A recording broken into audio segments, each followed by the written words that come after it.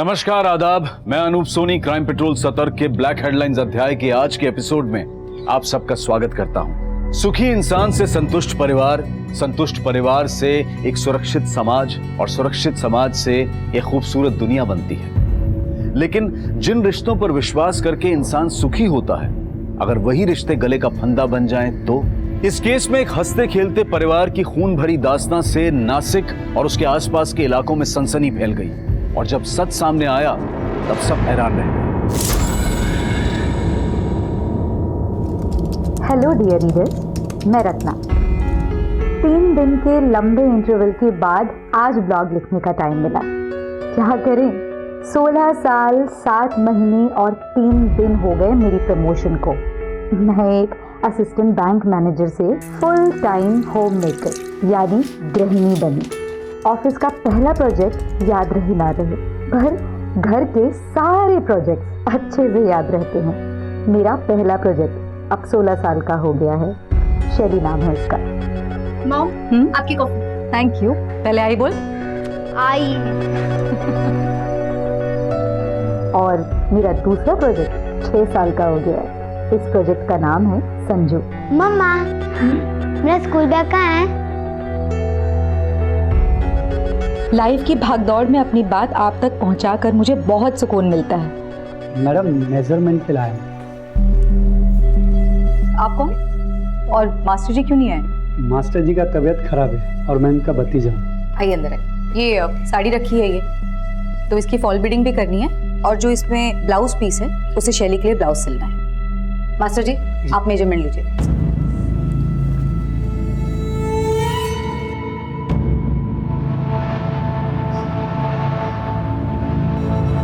Breathe out breathe इन करिए ना।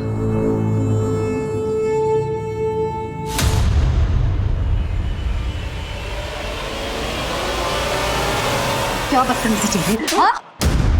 निकल जाए यहाँ से और दोबारा अपनी शक्ल मत दिखाना। निकल यहाँ से।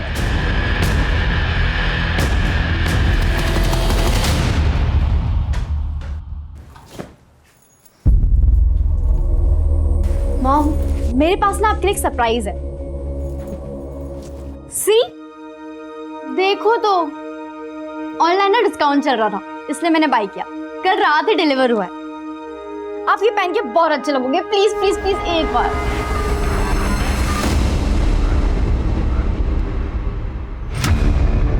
Hi baby.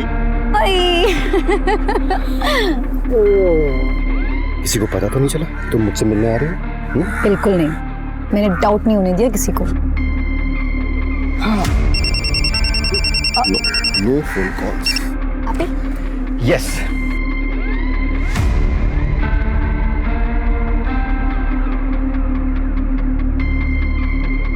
वैसे एक बात तो है, ऐसे चोरी चोरी प्यार करने का ना मजा ही कुछ और है।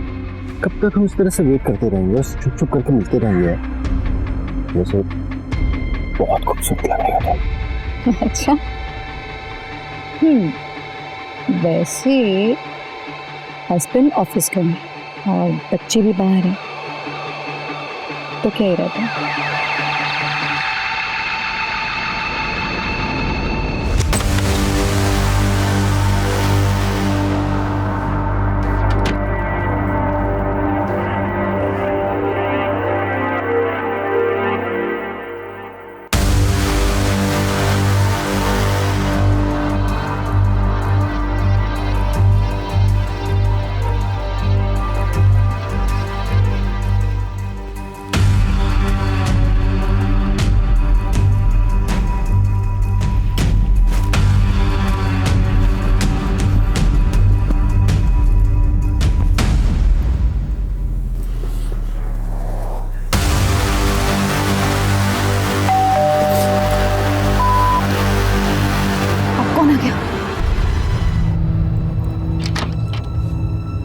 मैम आप यहाँ और संजू, क्या हुआ? मैम, स्कूल से कब से कॉल किया जा रहा है आपको, आप कॉल पिक नहीं कर रहे हैं। वो एक्सट्रीमली सॉरी मैम, लेकिन क्या हुआ? आपके संजू को बहुत तेज फीवर आया है और स्कूल के डॉक्टर छुट्टी पर हैं। हमने सोचा अगर आप इसे अपने फैमिली डॉक्टर को दिखाएंगे तो ज़्यादा बेहतर होगा। ठीक है ma'am, thank you so much. Okay, take care. Sanju, क्या हुआ? सुबह तक तो ठीक था, फिर अचानक से क्या हुआ? पापा क्या हो बेटा, वॉमिटिंग हुई क्या? इसे डॉक्टर के पास लेकर चलते हैं। मैं बस चेंज करके आता हूँ। हाँ जी।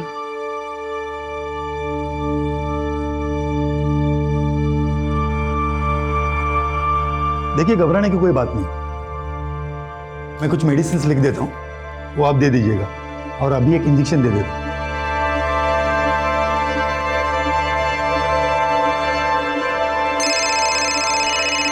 विजय का फोन आ रहा है। ठीक है, आप देखिए। हाँ विजय, नहीं, मैं ऑफिस नहीं आ पाऊंगा आज। संजू की तबीयत खराब है। चल बाय। क्या हुआ? अर्जेंट है तो चले जाइए ना। संजू की तबीयत खराब है, कैसे जा सकता हूँ मैं? तो वो यहाँ पर कौन सा अकेला है? मैं हूँ ना उसके पास। और वैसे भी मेरे रहते हुए ना आपको घर गृहस्थी की चिंता करने की कोई जरूरत नहीं है। आई एम सो प्राउड कि मुझे तुम जैसी वाइफ नहीं, गर्लफ्रेंड मिली।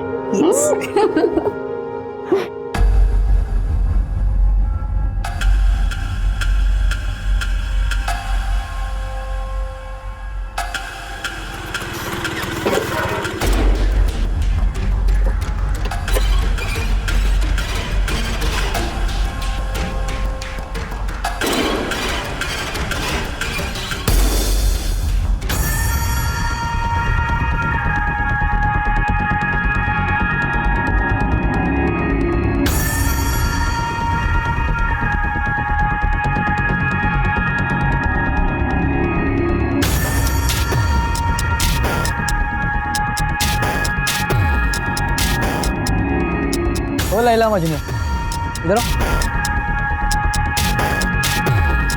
ये देखो इधर।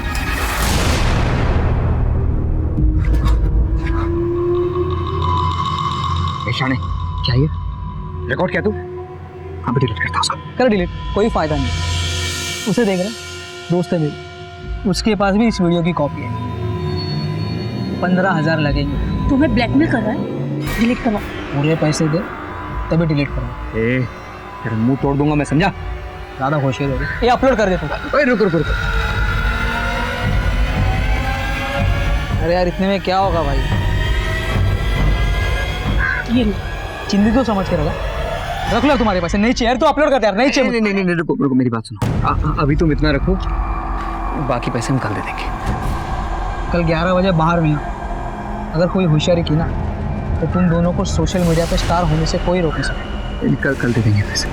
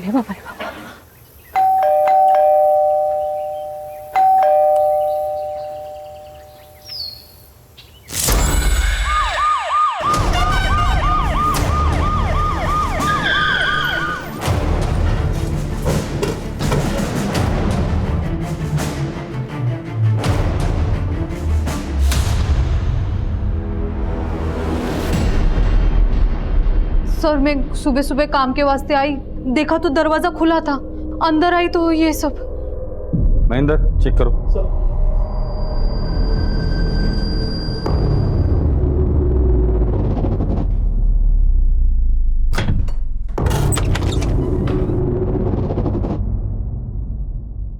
सांसें चल रही है सर। एम्बुलेंस बुलाओ जल्दी।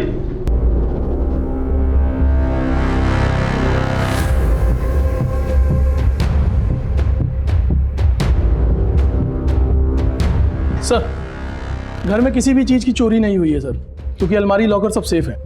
साहब लेकिन वैनी के जेवर गायब हो गए।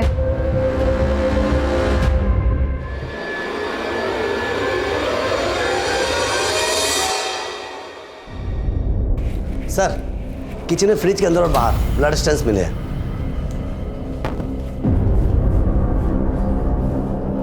खोलो इसे।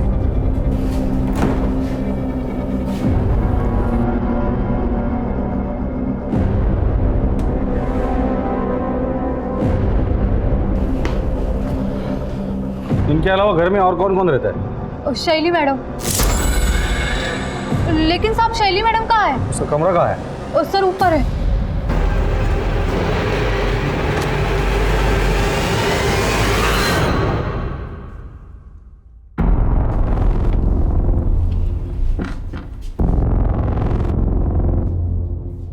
यही शैली है? जी हाँ साहिब। चेक करो रूम। सर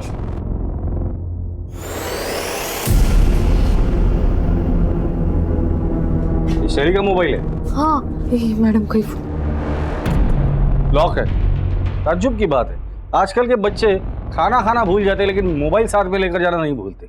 इसका मतलब शैली अपनी मर्जी से यहाँ से गई है या कोई जबरदस्ती उठाकर लेकर गया है। फोन को साइबर टीम में भेज दो। महेंद्र, शैली की फोटो खींचो, हर पुलिस स्टेशन में सर्कुलेट कर दो और पेट्रोलिंग टीम को भी अलर्ट कर देना और शैली के बारे में और इन्फॉर्मेशन इनसे ले लेना। राजदीप मेरे साथ आओ। सर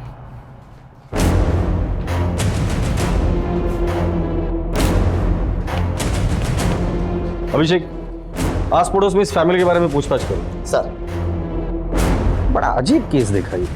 कातिल ने खून करने के बाद खूनी हाथ से शराब पी, फ्रिज खोला, खाना लिया, खाना खाया और चुपचाप चला गया।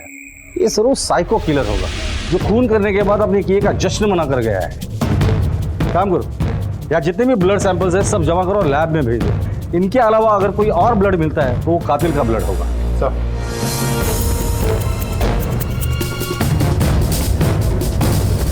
सर ये कुछ बताना चाहती हैं। बोलिए। वो सर कल सुबह ना। क्या बदतमीजी चल रही है? हाँ? निकल जा यहाँ से। सोडणार नहीं मैं तुम्हारा। निकल यहाँ से। तूने किया ना ये सब? हाँ, तू कल शैली को घूर रहा था जिसकी वजह से उसकी माँ ने तुझे मार के बेइज्जत करके घर से निकाल दिया था। खरा है साहब, लेकिन मैंने किसी को नहीं मारा। तेरे जैसे घटिया लोग ही ऐसा काम कर सकते हैं। सच सच बता दे, वरना जिस गंदी नजर से शैली को देख रहा था ना, वही तेरी आखिरी निकाल कर हाथ में दे दूंगा। चल बता, शैली को कहाँ छुपा कर रखा है? सच में साहब, मैंने किसी को नहीं, कुछ भी नहीं किया साहब मैंने। तू ऐसे नहीं बोलेगा राजदीप। इसे बेहोश होने तक मारना, फिर होश में लाओ और फिर मारो।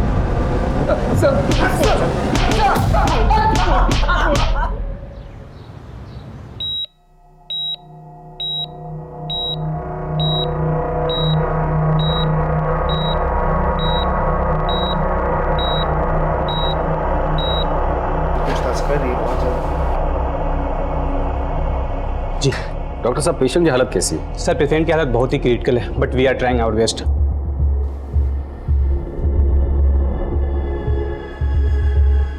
सुख और शांति से जीना हर इंसान, हर परिवार का सपना होता है और बिल्कुल ऐसा ही जीवन जी रहे रत्ना के परिवार पर टूटे कहर ने आसपास के सभी लोगों के दिल दहला दिए। रत्ना, अमर और शैली की लाइफ की परतें खुलने लगी और आम जनता के साथ साथ पुलिस भी हैरान हो गई। सर, रत्ना के घर पे जो मोबाइल्स मिले थे वो अनलॉक हो गए। शैली के मोबाइल पे किसी रवि और जिग्नेश के मैसेजेस आए हैं। मैसेज में ऐसा लिखा है कि अपनी माँ को कहो किसी के सामने मुंह ना खोले वरना। बात करो दोनों से। सर, दोनों के मोबाइल कंटिन्यूसली स्विच ऑफ है। कॉल रिकॉर्ड्स निकालने के लिए कह दिया है। एक और बात सर, कल रात रत्ना बार बार शैली को फ़ोन कर रही थी। लगता है कोई टेंशन चल रहा था। शैली ने फ़ोन नहीं उठाई तो रत्ना ने शैली की फ्रेंड कविता को फ़ोन किया। कविता? सर शैली अपने माँ से कल झूठ बोलकर हमारे सीनियर से मिलने गई थी। अच्छा मॉम, मैं कविता के यहाँ जा रही हूँ, मुझे असाइनमेंट कंप्लीट करना है, मैं रात को आ जाऊँ। तब उसने घर पर झूठ कहा था कि वो मेरे घर पढ़ाई के लिए आ रही है। पर जब रात को उसका मोबाइल नहीं लग रहा था तब रत्ना आंटी ने मुझे कॉल किया। फिर मुझे उन्हें सब सच बताना पड़ा कि शैली जिग्नेश और रवि के साथ पार्टी कर रही है। फिर मुझे रत्ना आंटी को जिग्नेश के रूम पे लेके जाना पड़ा।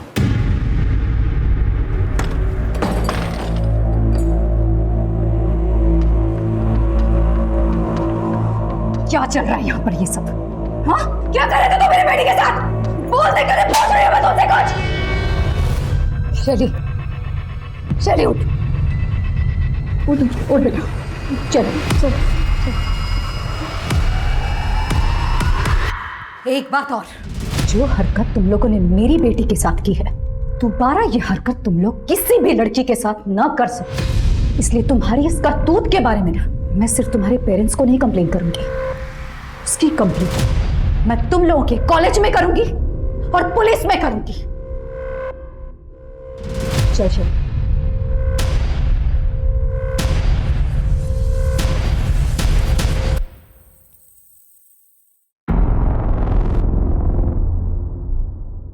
सर मैं कल रात यहीं पे रत्ना आंटी को लेके आई थी।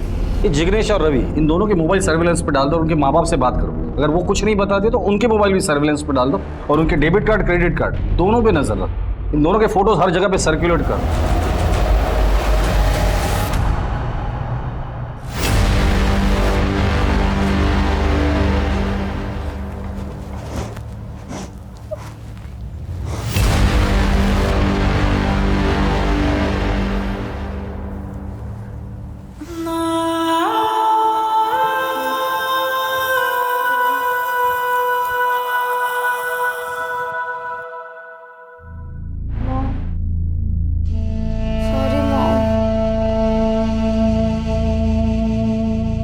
जब तक तेरी आई जिंदा है तेरा कभी गलत नहीं हो सकता।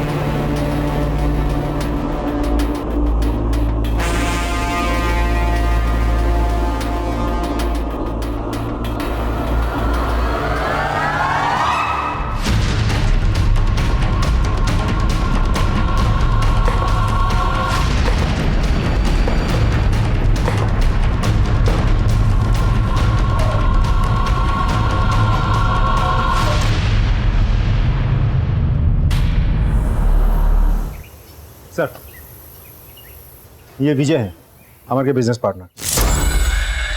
बस अब बता सकते कि अमर की किसी के साथ दुश्मनी थी, लड़ाई झगड़ा, या अमर को किसी ने धमकी दी थी? जी हाँ सर, एक्चुअली मैं वही बताने आपको आया हूँ कि कल रात। देखिए लियाकत जी, आप ये ठीक बात नहीं कर रहे हैं। ठीक से बात कर। क्या कर लेगा रे तू? क्या कर लेगा लियाकत? चुप रहे तो। क्या करेगा तू? काम बंद करेगा ना? चल काम बंद करके निकल। तुझे क्या लगता है तू अकेला ही है? हाँ, ये टाइल्स और मार्बल्स का सप्लायर।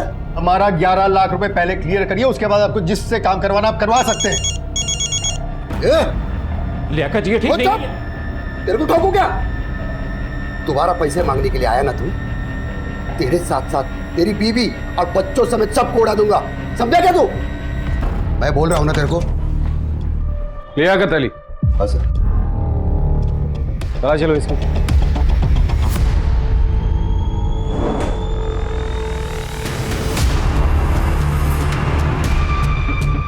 लाइसेंस है साहब, हमारे धंधे में इसकी जरूरत पड़ती है। खामोखाम आप लोग मुझे इस केस में घसीट रहे हो। सैलाब में भेजो। जिस दिन मेरे हाथ में सबूत लग जाएंगे ना, तेरी शराफत की धज्जियां उड़ा दूंगा। लियाकत अली, हमारे परमिशन के बगैर शहर छोड़कर जाने के बारे में सोचना भी मत।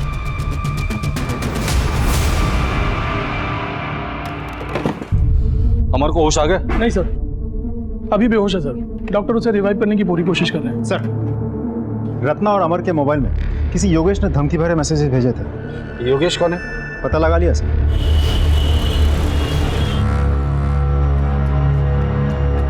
योगेश आपका बेटा है?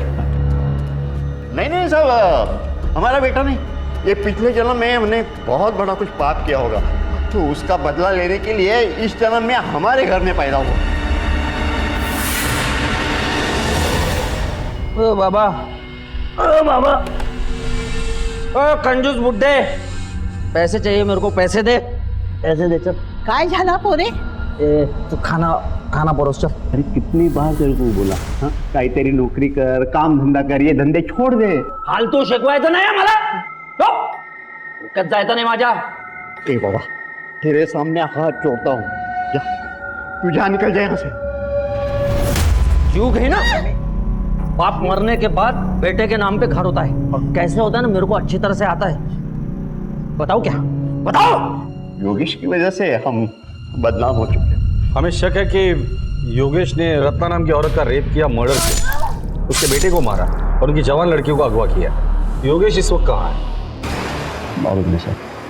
ये बीच में एक बार उसका कोई रात को दोस्त आया था, रात भर उन्होंने दारू पी, सुबह उठ के चले गए. दोस्त के साथ वो गया था, आप जानते हैं उसे? क्या उसकी शक्ल याद है? नहीं सर, माझ्या डोळ्यात मोठी बिंदू आहे, स्पष्ट दिसत नहीं. योगेश के बारे में अगर कुछ पता चलता है तो सबसे पहले आप हमें इन्फॉर्म करेंगे. जी सर. रत्ना मर्डर केस में योगेश प्राइम सस्पेक्ट. योगेश का मिलना बहुत जरूरी है. योगेश इस दोस्त के साथ गया था, अगर वो हमारे हाथ लग जाता है तो योगेश भी हाथ लग जाएगा. इस एरिया में जितने भी सीसीटीवीज है सबके फुटेज चेक करो, किसी न किसी फुटेज में ये दोनों जरूर दिखाई देंगे. सर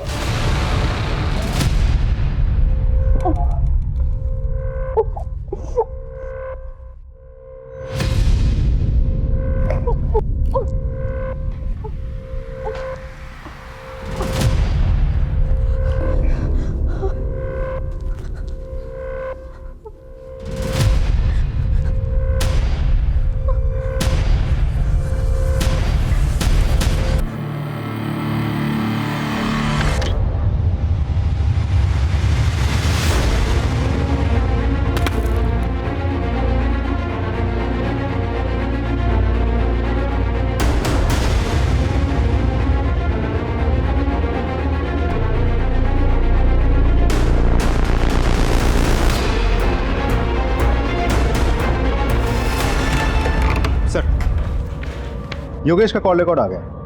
3 महीने पहले तक उसका मोबाइल बिल्कुल एक्टिव था, फिर अचानक बंद हो गया. फिर 4 दिन बाद 2 मिनट के लिए फ़ोन ऑन होता है, अमर को मैसेजेस भेजे जाते हैं, फिर स्विच ऑफ हो जाते हैं. फिर 8 दिन बाद फिर से 2-3 मिनट के लिए फ़ोन ऑन होता है. इस बार रत्ना को धमकी भरे मैसेजेस भेजे जाते हैं, फिर फ़ोन ऑफ हो जाता है. सर ये सिलसिला पिछले 3 महीने से चल रहा है. सर योगेश के घर के सामने जो बैंक है उसका सीसीटीवी फुटेज आ गया सर. चेक करो.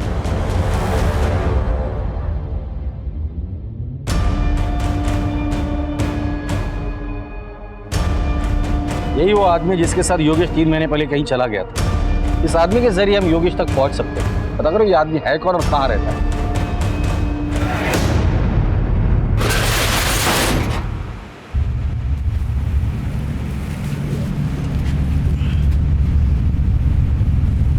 भाई इसमें कुछ गड़बड़ लग रहा है. क्या गड़बड़ है? खून देख रहा है इसमें, बदबू भी बहुत आ रहा है. पुलिस है, देख क्या है.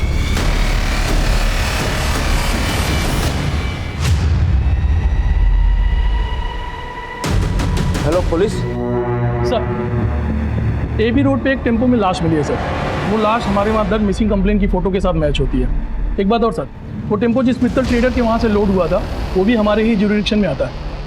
ठीक है राजीव सर, केस का चार्ज ले लो और जिन लोगों ने मिसिंग कंप्लेंट दर्ज की थी उनको बुलाकर बॉडी की शिनाख्त करवा.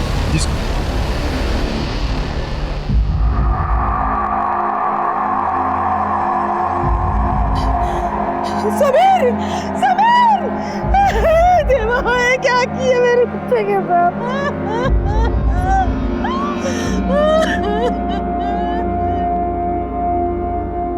मैं आपका दर्द समझ सकता हूँ, पर तहकीकात तो हमें करनी ही पड़ेगी. समीर ने आपको कभी बताया था कि उसे कोई धमकी दे रहा है या उसका किसी के साथ लड़ाई झगड़ा ऐसा कुछ? नहीं साहब, ऐसा कुछ भी नहीं. हमें समीर के सामान की तलाशी लेनी होगी, शायद वहां से हमें कुछ क्लू मिल जाए. जी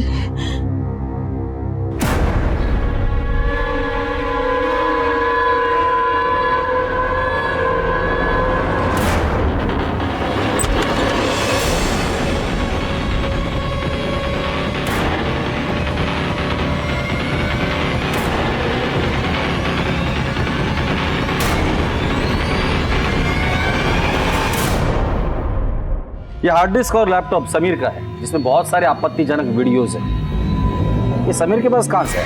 मला माहित नहीं साहब। समीर के दोस्त कौन है? कौन से कॉलेज में पढ़ते हैं? ये पास ही के जोशी कॉलेज में है। जोशी कॉलेज? सर उसी कॉलेज में तो शैली भी पढ़ती थी। समीर की कोई गर्लफ्रेंड है?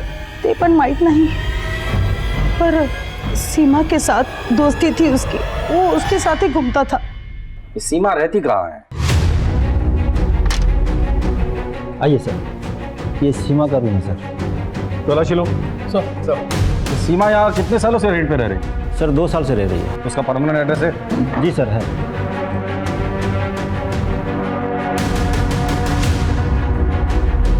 सर ये कैश मिला सर। सर लैपटॉप मिला है। चेक करो। अब बाहर रुकिए। ये वीडियोस भी। समीर के लैपटॉप से भी हमें ऑलमोस्ट सेम वीडियोस मिले थे। मतलब समीर और सीमा मिलके सबको ब्लैकमेल कर रहे थे। और हो सकता है इस ब्लैकमेलिंग के चक्कर में समीर का मर्डर हुआ हो और सीमा की जान को खतरा हो सकता है। इन वीडियोस में जितने भी लोग दिख रहे हैं सबको आइडेंटिफाई करो। सीमा की फोटो हर जगह सर्कुलेट कर दो और सीमा के माँ बाप को कांटेक्ट करने की कोशिश करो। सर हमने मित्तल ट्रेडर्स में जाके डिटेल में पूछताछ की। वहाँ समीर को कोई नहीं जानता, ना किसी ने मर्डर होते हुए देखा और ना डेड बॉडी को टेम्पो में डालते हुए देखा किसी ने। सर मैंने कुछ रिसीप्ट्स के पिक्चर्स भी खींचे, मैं दिखाता हूँ। ये भी सर, ये सारे रिसीप्ट्स मैंने खुद चेक किए हैं, ऑल क्लियर है, कुछ भी सस्पिशियस नहीं दिख रहा है सर।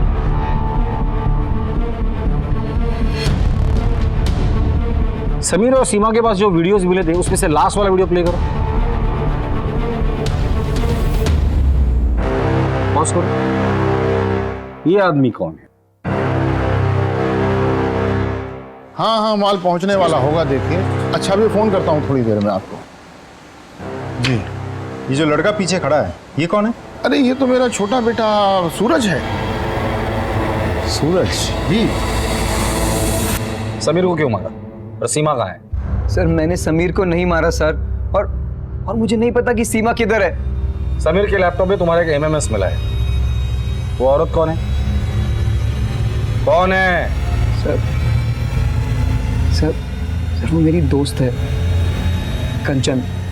कंचन जी, सीमा कहाँ है? सर मुझे नहीं मालूम है। सूरज तुम्हारे पिताजी के दुकान में लोड हुए टेम्पो में समीर की लाश मिली है। समीर को क्यों मारा, कहाँ मारा और कैसे मारा? सर हम सच कह रहे हैं, हमने समीर को नहीं मारा सर। हमने तो उसे पूरे पैसे भी दे दिए थे वीडियो डिलीट करने के। ठीक है अभिषेक, प्रीति, जब तक ये लोग सीमा का पता नहीं बताते इनकी अच्छे से खातिरदारी करना। सर हम सच बोल रहे हैं, हमें कुछ नहीं मालूम। हमें नहीं मालूम है। साहब मेरी बीबी को कब छोड़ देंगे आप? अभी पूछताछ चल रही है। लेकिन उसका कसूर क्या है? अब सुन नहीं पाएंगे। साहब बताइए ना। आपके बीवी का उसके दोस्त के साथ एमएमएस मिला है और जिन लोगों ने ये बनाया था एक का मर्डर हुआ है और दूसरी गायब है। सुन लिया आपने? अब जाइए। सर खबरी से पता चला है कि रत्ना की सुपारी निकली थी सर। फिर ये भी सुनने में आया कि सुपारी वापस हो गई। रत्ना की सुपारी? पर वो तो एक हाउस वाइफ है, उसकी सुपारी कौन देगा और क्यों देगा?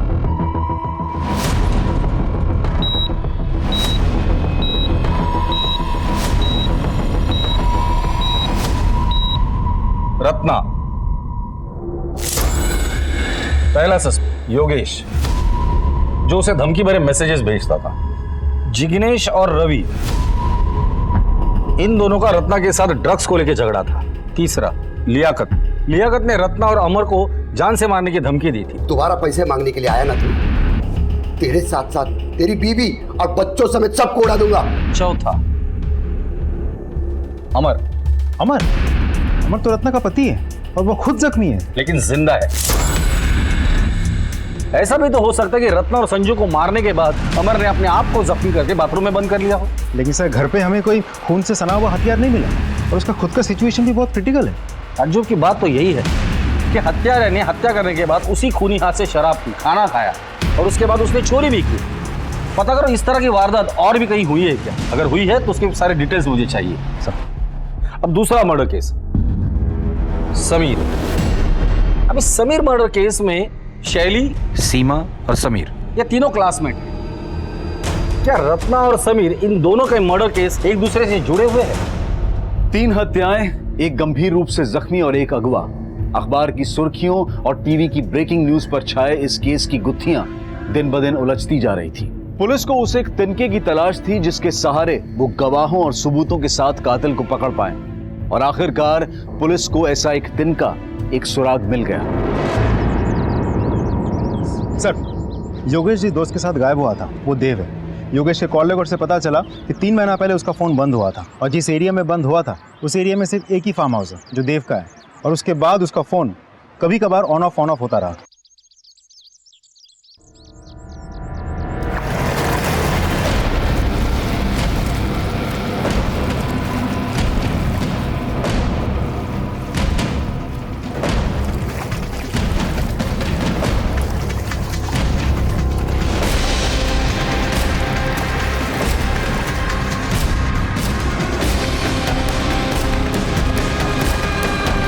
क्या आप योगेश को जानते हैं? जी, कॉलेज में हम लोग क्लासमेट थे।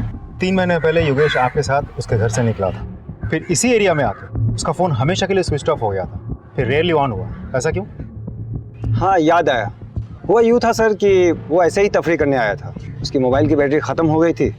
अब मेरा और उसका मोबाइल सेम तो था नहीं कि वो मेरा चार्जर यूज़ कर पाता। फिर उसके बाद वो उसी दिन वहाँ से चला गया। वैसे भी योगेश को मोबाइल की इतनी परवाह नहीं थी, बड़ा अजीब बंदा है। उसके बाद उसने मुझे कोई कांटेक्ट नहीं किया। एक आध बार मैंने ही उसका नंबर डायल किया था और मोबाइल स्विच ऑफ था। योगेश के फादर का कहना है कि वो मवाली या टपोरी टाइप का था। वैसे उसका अमर के साथ किस बात का झगड़ा था? ये बहुत पुरानी कहानी है सर। एक्चुअली कॉलेज में योगेश को रत्ना से प्यार हो गया, पर योगेश की गुंडागर्दी मारपीट के चलते रत्ना उसे कैसे चाहती। रत्ना को अमर अच्छा लगा और उससे प्यार हो गया और बाद में शादी कर ली। यही बात योगेश को बहुत बुरी लगी, तभी से वो जिल्टेड लवर बन गया। सोचा नहीं था कि कॉलेज की दुश्मनी अभी तक चलेगी और रत्ना का वो मर्डर कर देगा और अमर पर भी जानलेवा हमला करेगा। योगेश अगर आपको कांटेक्ट करता है या उसके बारे में आपको कुछ भी पता चलता है तो सबसे पहले आप हमें इन्फॉर्म करें। जी सर। Thank you.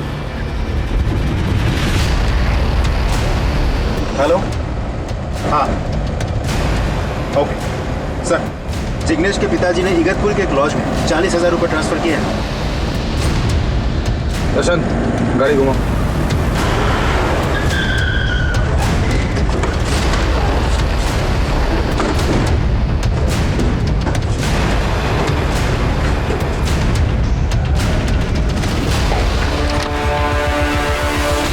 जिग्नेश और रवि, शैली कहाँ है? पता नहीं सर। तुझे तो पता होगा ना? नहीं सर, मुझे नहीं पता है। नहीं पता? ले चलो दोनों को। सर बात तो सुनिए सर। रत्ना का मर्डर हमने नहीं किया सर। सर मैं खरे सांगतो मर्डर का न्यूज़ सुनकर हम दोनों वहाँ से भाग गए थे। सर हमें लगा हमारे मैसेजेस देख के आपको डाउट होगा, इसके लिए सर हमने अपने पेरेंट्स से बात की थी, उन्होंने ही हमें ये लॉज में छिपाया था। और शैली को कहाँ छिपाया? तो शैली को हमने नहीं छुपाया सर। राजदीप सर, ये लोग तो मुझे कुछ बता ही नहीं रहे। शायद तुम्हें कुछ बता दे। सर अपने तरीके से इन्हें पूछ लेना। सर हमारे दोस्त था। सर कल हम डिस्ट्रिक्ट कोर्ट गए थे एक पेशी के लिए। वहाँ विजयनगर और संभाजी नगर पुलिस स्टेशन के कांस्टेबल्स कह रहे थे कि उनके एरिया में एक सिमिलर केस हुआ है, जहाँ एक हत्यारे ने महिला के साथ रेप किया, हत्या की, शरीर के सारे गहने चुराए, आराम से खाना पीना खत्म किया और निकल गया। ये दोनों केसेस की फाइल मंगा लो और ये दोनों केसेस में जो हस्बैंड है उनको भी बुलाओ। सर केस जल्द से जल्द क्रैक करना होगा। Right sir. Ratna murder case की छानबीन चल ही रही थी कि तभी पुलिस को एक और लाश मिली। फोन किसने किया था? सर मैंने किया था। राजीव अंदर जाके देखो कुछ मिलता है क्या? सर किसकी बॉडी है ये? सर मुझे नहीं पता था, 15 दिन पहले ही मुझे कोर्ट से इसका कब्जा मिला है। सर योगेश जोशी का ड्राइविंग लाइसेंस है। रत्ना मर्डर केस में हमें इसी की तलाश थी। हम इसे प्राइम सस्पेक्ट समझ रहे थे, ये तो खुद विक्टिम निकला। तो फिर रत्ना को किसने मारा और इसको किसने मारा? बॉडी को पोस्टमार्टम के लिए भेज दो और इस बॉडी के डीएनए इसके फैमिली के साथ मैच करके देखो। सर इससे पहले इस जमीन का मालिक कौन था? देव देसाई।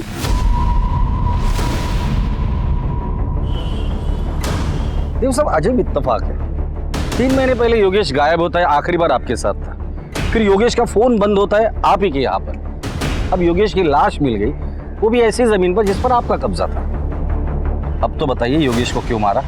मैंने योगेश को नहीं मारा। राजदीप घर की तलाशी लो। सर आप बिना वारंट के अंदर नहीं जा सकते। ये वारंट चलेगा या इनसे भी वारंट दिलाओ। सर सर मेरी बात सुनिए सर, मेरा यकीन कीजिए कुछ नहीं है सर, आपको कुछ नहीं मिलेगा। इस कमरे में क्या है? सर ऐसे ही कोई पुराना सामान रखा हुआ है। चाबी दीजिए उसकी। सर वो खो गई है। महेंद्र, हथौड़ा लेके आ। सर मेरा यकीन कीजिए कुछ नहीं है, आपको कुछ नहीं मिलेगा। तोड़ दे इसे। सर कुछ नहीं है सर। शैली, खोलो इसे। ये यहाँ क्या कर रही है? सर, इसने मेरी माँ और भाई को मार दिया और फिर मुझे यहाँ ले आया। इसे हॉस्पिटल लेके जाओ।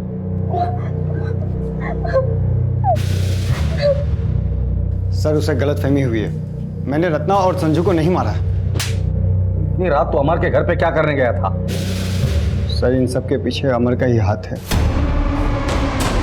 अमर ने ही मुझे रत्ना को मारने के लिए कहा था। उस रात जब मैं उसके घर पहुंचा तो पहले से ही किसी ने रत्ना को मार डाला था और साथ में संजू को भी। अचानक शैली रूम से बाहर आई और वो मुझे हत्यारा समझने लगी।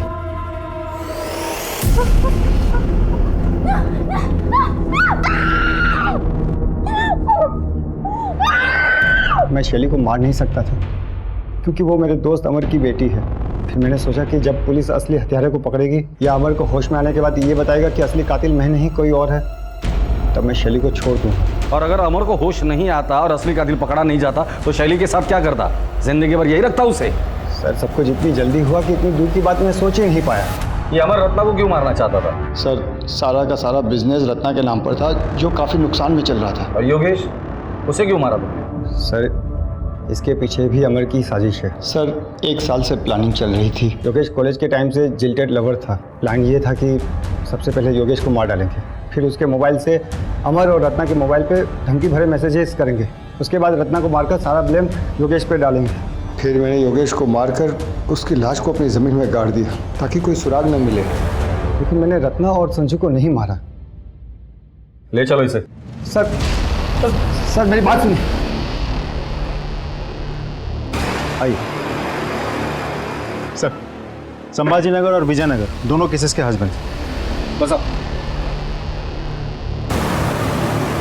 ये फोटोज ध्यान से देखिए।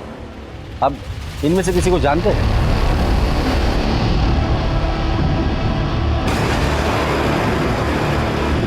नहीं सर। नहीं सर। आपकी पत्नी की 4 महीने पहले हत्या हुई थी ना? जी साहब। क्या हुआ? साहब हम नए नए नासिक शहर में आए थे। मैं कुछ काम से घर से बाहर गया, वापस आकर देखा तो मेरी बीवी की हत्या हो चुकी थी साहब। जिस दिन मर्डर हुआ था उसके पहले क्या हुआ? गोदावरी में नहाने के लिए गए थे तो बच्चे को बुखार आया, तो यहीं डॉक्टर जय के क्लिनिक में लेकर गए थे उसका इलाज के लिए, और उसी रात मेरी बीवी और मेरे बेटे की हत्या हुई थी सर। आपकी बीवी की 1.5 महीने पहले हत्या हुई थी ना? जी सर। क्या हुआ?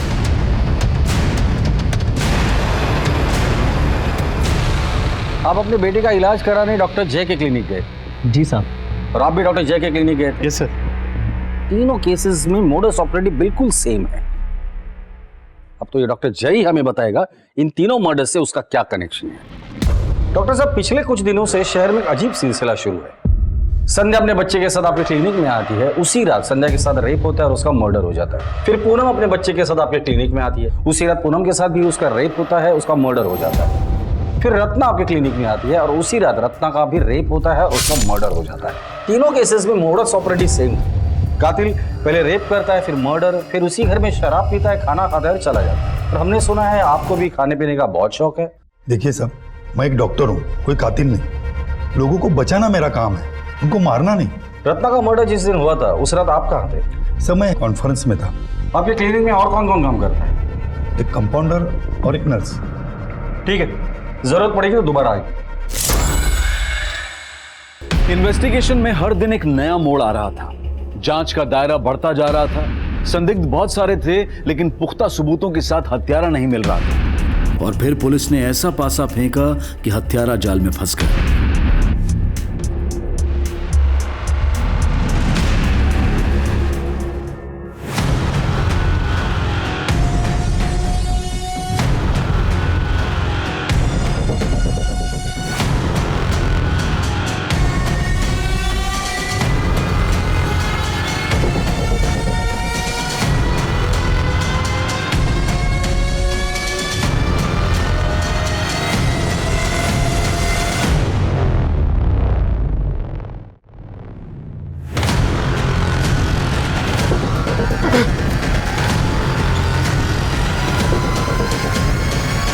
तो डॉक्टर चय के यहाँ कंपाउंडर हो ना?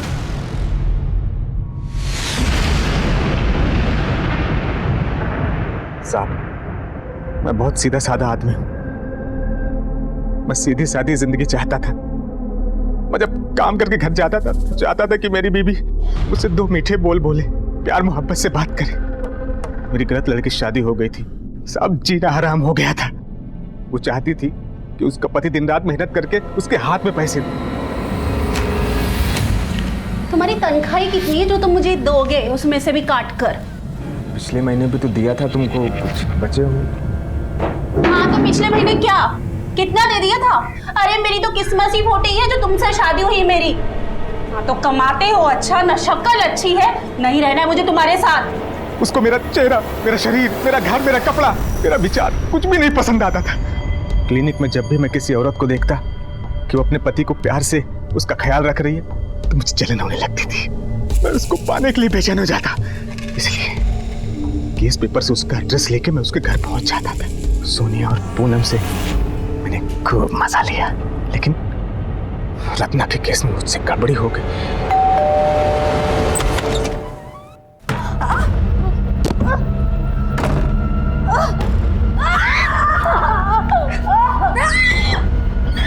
डरो मत, मैं तुम्हारा पति हूँ।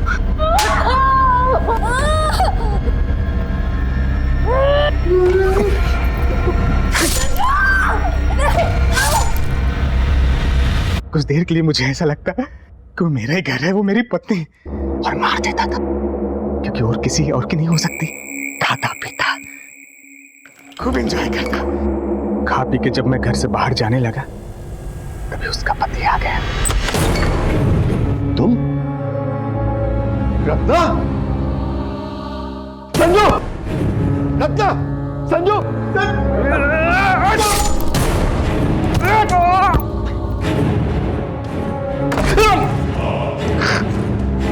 अमन ने बाथरूम का दरवाजा अंदर से बंद किया हुआ था, लेकिन मैंने जो घाव दिया था मुझे इस पर पूरा विश्वास था। खून बहेगा और वो मर जाएगा। तभी मैं वहां से चला गया। अमर को मारने का प्लान नहीं था, लेकिन उसने मुझे देख लिया था तो क्या करता साहब?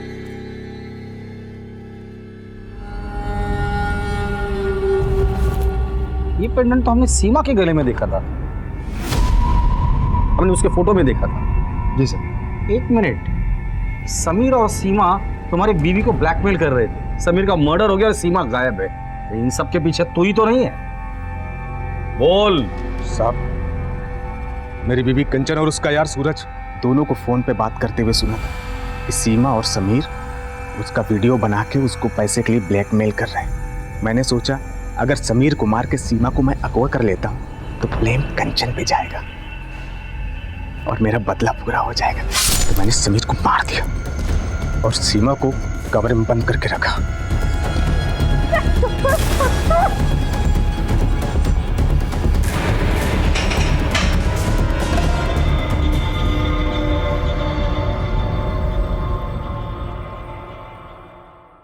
अधूरे सपने अच्छे इंसान को फिर से संघर्ष करने की प्रेरणा देते हैं, लेकिन अगर उसका दिमाग, उसका मन ईर्ष्या से ग्रसित हो जाए तो वो उसे गुनाह के रास्ते पर ले जाते हैं। भागीरथ के साथ यही हुआ था।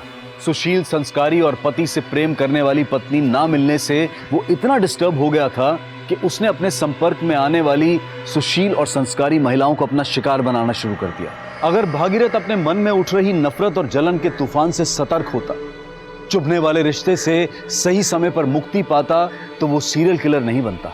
भागीरथ, समीर, सीमा और देव को अपने गुनाहों की सजा मिली और अमर ने भी अपने किए का मोल चुकाया। अब मैं अनूप सोनी आपसे विदा लेता हूं। फिर मुलाकात होगी क्राइम पेट्रोल सतर्क के ब्लैक हेडलाइंस अध्याय में एक और नए केस के साथ। और याद रखें, क्राइम और आपके बीच में सिर्फ इतना फर्क है कि आप कितने सतर्क हैं।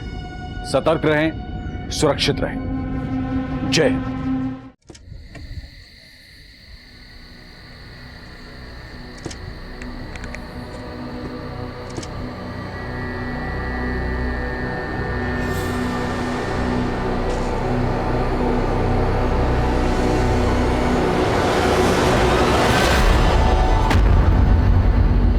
ये मेरा देश है, सारे देशवासी मेरे भाई बहन हैं।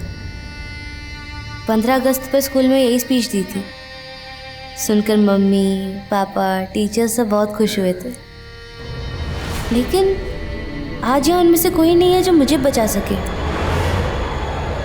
गलती मेरी ही थी, मैंने ही जो अपनों पे भरोसा किया था।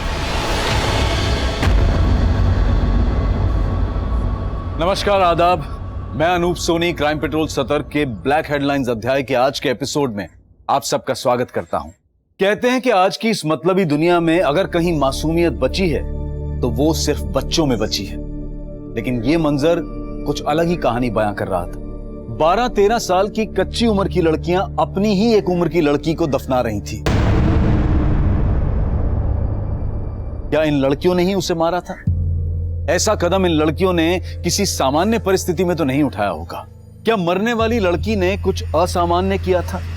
और आखिरकार इस असामान्य परिस्थिति की वजह क्या थी?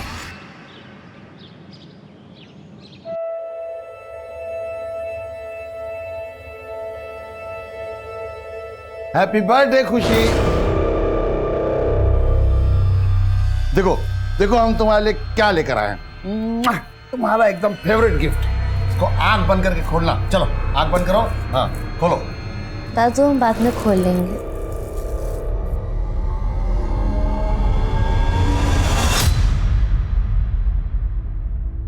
मम्मी पापा का याद आ रहा है?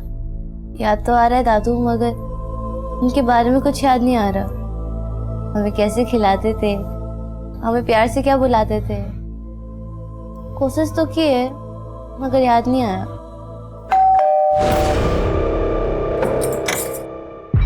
नमस्कार जगमोहन जी, क्या हाल है? सुने पोती का जन्मदिन है आज। ए बेटा इधर आओ, देखो कितना बढ़िया गिफ्ट लाए हैं तुम्हारे लिए। ले लो, देखो देखो, ले लो बेटा। बहुत प्यारी बच्ची है। ए बेटा तुम जाओ अंदर जाओ। और आप क्या आए यहाँ? आपका ऑटोग्राफ लेने।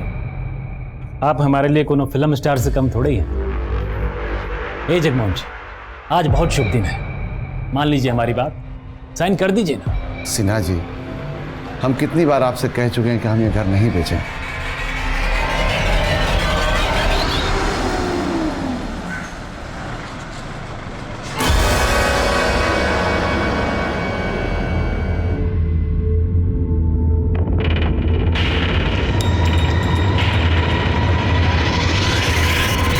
पिछले क्लास में हमने ये पढ़ा था कि हमारे महान नेताओं ने हमारे देश के लिए क्या क्या किया है।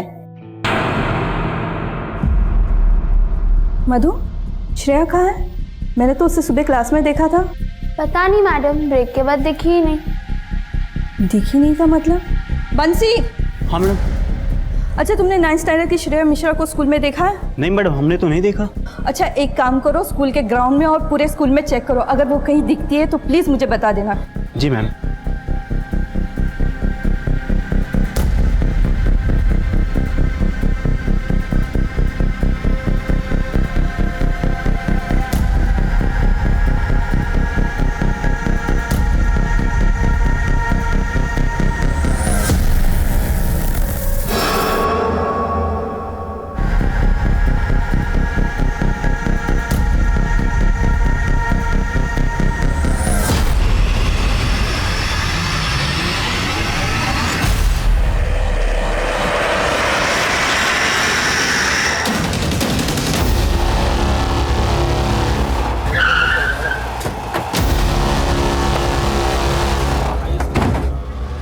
पीछे हो जाइए, पीछे हटिए, पीछे पीछे पीछे।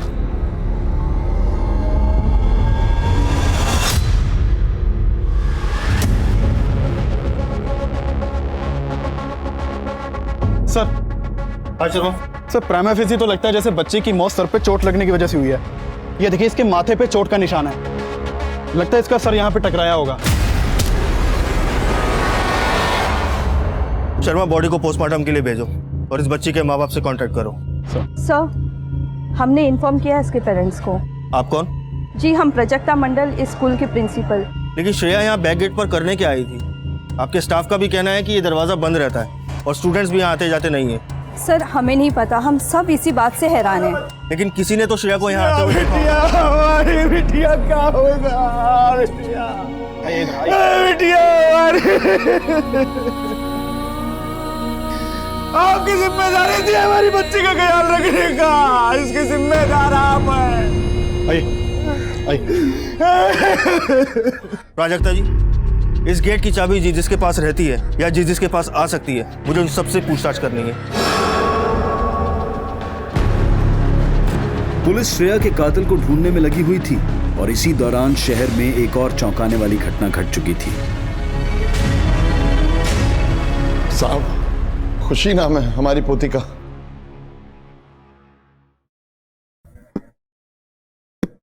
कब से गायब है? खुशी बेटा, कितना सोएगी? उठ जा। खुशी, ए बेटा, खुशी, खुशी, खुशी। आस पड़ोस में सभी जगह देखा साहब, पर कहीं भी नहीं मिली। 14 साल की हो गई हमारी खुशी और आज सुबह से ही गायब। देखो चाचा, ज्यादा तनाव मत लीजिए। गई होगी आपकी पोती किसी सहेली के घर, आ जाएगी शाम। नहीं नहीं साहब, कहा ना, सब जगह देख लिया, कहीं भी नहीं मिली। चाचा अभी अपने घर जाओ, अगर आपकी पोती रात तक नहीं लौटी ना तो सुबह बताना हमें। कैसी बात कर रहे हैं आप? हमारी पोती सुबह से गायब है और आप कह रहे हैं कल ढूंढेंगे। अगर आपकी बेटी होती तो। वही चाचा, ये फिल्मी डायलॉग बाजी यहाँ नहीं करना। इस उम्र में लड़कियों के पैर फिसल जाते हैं। गई होगी अपने किसी आशिक के पास, उसी के पास मिलेगी। जाओ, निकलो यहाँ से, जाओ।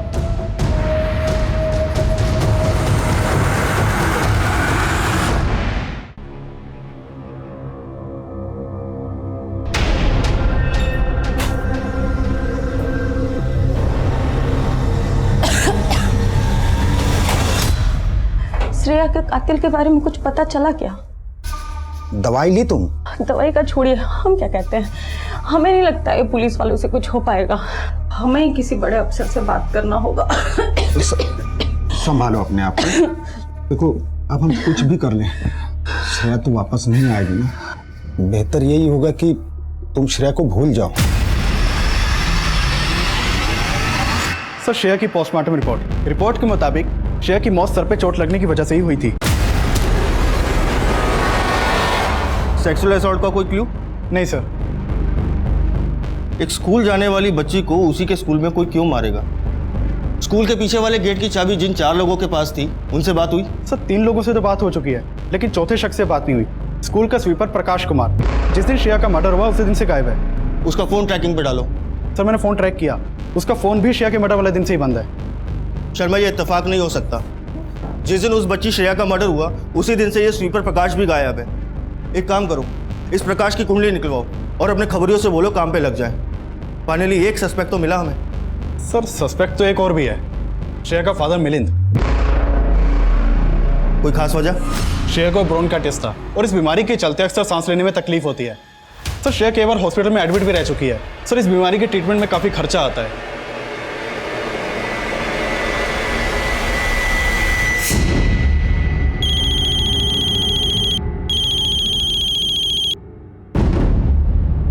हेलो, आते हैं आप।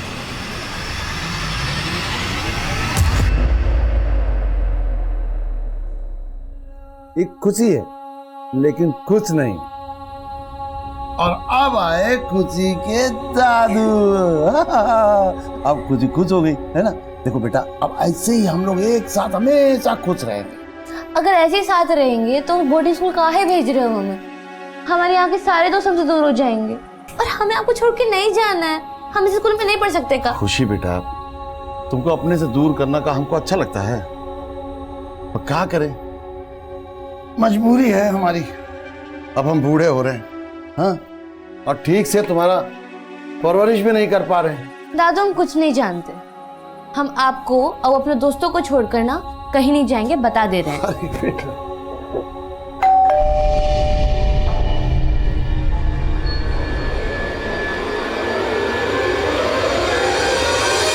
जगमोहन जी, खुशी के बारे में कुछ पता चला? नहीं, लेकिन तुम इतना हड़बड़ाए काहे हो? भगवान करे हम जो सोच रहे हैं वो गलत हो, लेकिन एक खबर छपी है अखबार में। क्या? ये 13-14 साल की लड़की की एक लाश मिली है।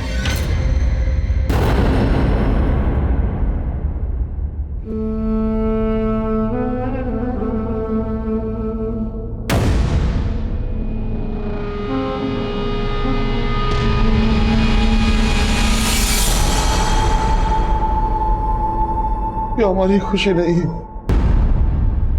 देखिए साहब, हमें घर जाने दीजिए। हमारा पत्नी की तबीयत बहुत ज्यादा खराब है साहब। तुम्हारी भी हो जाएगी अगर सच नहीं बोले तो। मतलब 2 लाख रुपए मिले हैं ना तुम्हें हॉस्पिटल से, जो तुमने अपनी बेटी के इलाज के लिए हॉस्पिटल में जमा कराए थे। हाँ तो जाहिर है तुम्हारी बेटी की मौत से किसे फायदा होगा।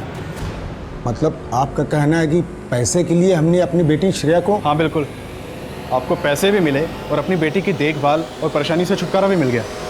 साहब, हम अपनी बेटी श्रेया से नहीं परेशान थे, हम अपनी गरीबी से परेशान थे। पैसे के अभाव के कारण हम उसका इलाज ठीक से नहीं करा पा रहे थे साहब। अब आपको जो समझना है समझिए। ये तो हमारा दिल ही जानता है कि हमारे लिए हमारी बेटी श्रेया क्या थी।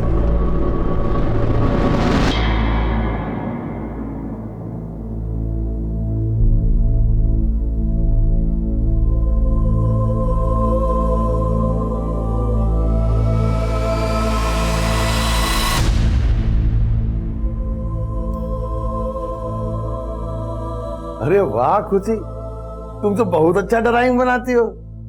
दादू, ड्राइंग नहीं, ड्राइंग होता है। ठीक है बेटा, जो भी होता है, और बनाते बहुत अच्छा हो।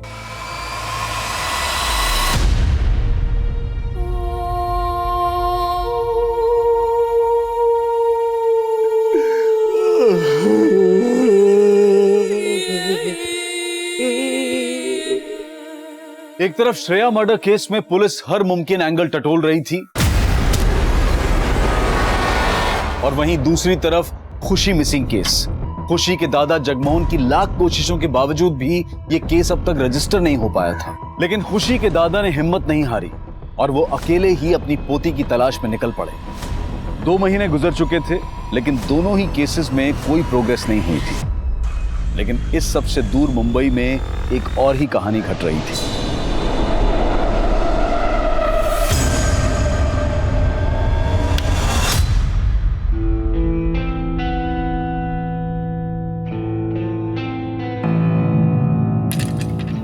कैसा लगा? ये सब कुछ तुम्हारे लिए किया है। बहुत अच्छा है, इट्स अमेजिंग।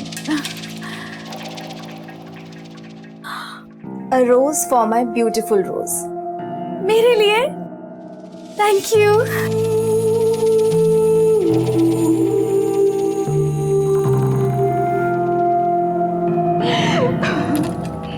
किस्मत अच्छी है मेरी, अच्छा तुम मुझे मिल गई।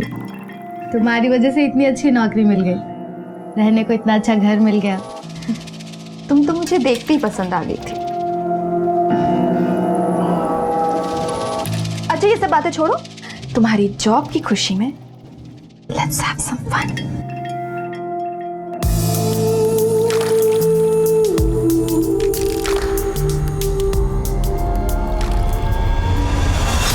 कोलकाता? तुम्हें कैसे पता चला तुम्हारी पोती कोलकाता में? हम खुद पता किए हैं साहब। बेटा हम जा कहाँ रहे हैं? चाचा, हर हफ्ते ना दर्जनों लड़कियां आती है यहाँ पर। पिछले 2 महीने में जितनी भी लड़कियां उठाई गई है ना, सबको पार्सल से पहले एक जगह पे रखा जाता है, वहीं लेके जा रहा हूँ। चलिए।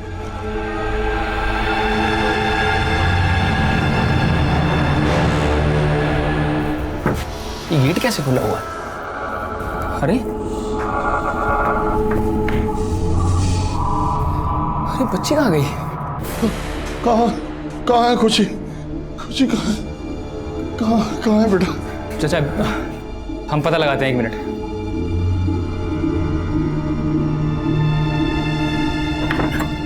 हेलो, हाँ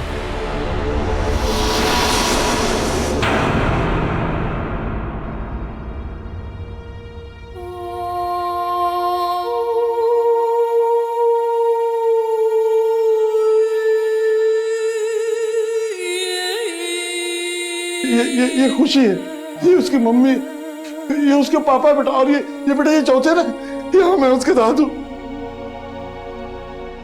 सच कह रही हूँ, खुशी नहीं मना है बेटा। चाचा आप परेशान मत हो। बेटा ये लड़कियों को बेटा यहाँ से कहाँ भेजते हैं बेटा? दिल्ली, मुंबई, बैंगलोर और विदेशों में भी। नहीं लेकिन हाँ, 2 दिन पहले जो ये लॉट भेजा गया है ना, ये कोलकाता भेजा है। वाह चाचा, खुद ही पता निकाल लिया। एक काम करो, जासूसी का काम चालू कर दो अच्छा चलेगा? आप अपना किसी बड़े अधिकारी से हमारा एक बार बात करा सकते हैं। कोई फायदा नहीं होगा। ये तो बात, अरे बोल दिया ना भैया, कोई फायदा नहीं होगा। बड़े साहब के पास में इतना टाइम नहीं है। वैसे तुम्हारी पोती अपनी मर्जी से भागी, ऐसे कोठे पे क्यों पहुंच जाएगा? ये क्या कह रहे हैं आप? भाई जिस लड़के के साथ वो भागी है ना, उसी ने बेच दिया होगा उसको। अरे कुछ भी कहे जा रहे हैं आप। ए, आवाज नीचे रख, समझा? हमें तो लगता है तुम्हारी पोती कैरेक्टरलेस है। हमारी पोती को कर रहे हैं आप? साला पुलिस पे हाथ उठाएगा, तुम्हारी पोती के साथ गायब हो जाएगा और 420 के केस में तुझे अंदर डाल दूंगा। दोबारा दिखना नहीं इधर, चट।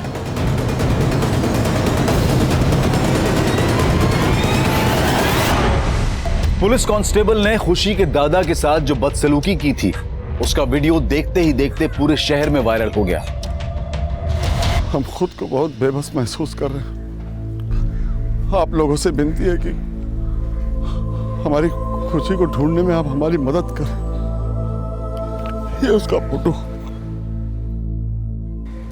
देखा आपने किस तरह से एक सीनियर सिटीजन सिस्टम के हाथों परेशान हो चुका है। न्यूज़पेपर और टीवी में भी इसका संज्ञान लिया गया। पुलिस पर प्रेशर इस कदर बढ़ा कि खुद पुलिस कमिश्नर को इसमें हस्तक्षेप करना पड़ा। उस कांस्टेबल को सस्पेंड कर दिया गया और जिस केस को अब तक रजिस्टर भी नहीं किया गया था उसे टॉप प्रायोरिटी पर रखकर क्राइम ब्रांच को सौंप दिया गया।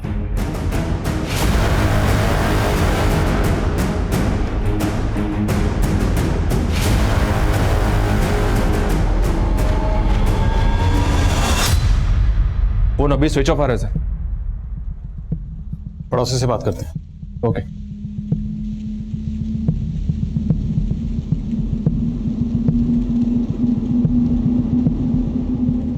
कोलकाता। जी साहब, बेचारे जगमोहन जी खुशी को ढूंढते हुए रेड लाइट एरिया तक पहुंच गए थे।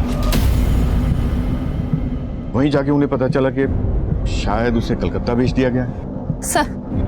सर एक पड़ोसी ने बताया कि असलम नाम का एक पिंप है जिसने जगमोहन जी को इन्फॉर्मेशन दी कि खुशी कलकत्ता में है। सर पता चला है कि सनम बिल्डर्स का जगमोहन जी के साथ झगड़ा चल रहा था।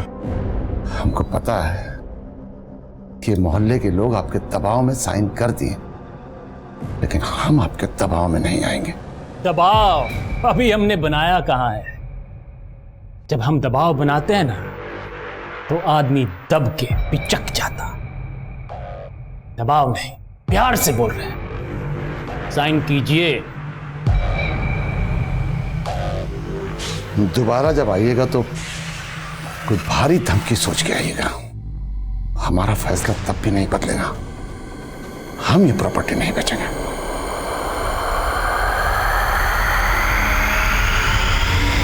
और इसी वजह से सनम बिल्डर्स का यहाँ न्यू रेजिडेंसी बनाने का प्रोजेक्ट अटका हुआ है।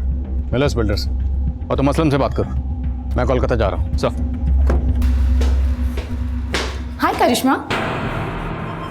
हाय। I know you don't like me, लेकिन क्यों? क्योंकि मैं तुम्हारे मकान मालिक की बेटी हूँ?